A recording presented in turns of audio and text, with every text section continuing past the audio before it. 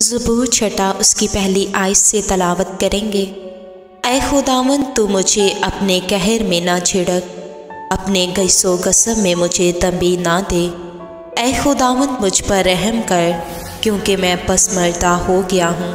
ऐ खुदावन मुझे शिफा दे, क्योंकि मेरी हड्डियों में बेकरारी है, मेरी जान भी नहायत बेकरार है।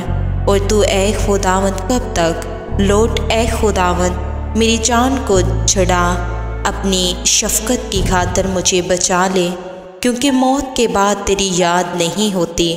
कब्र में कौन तेरी शुक्रगुजारी करेगा।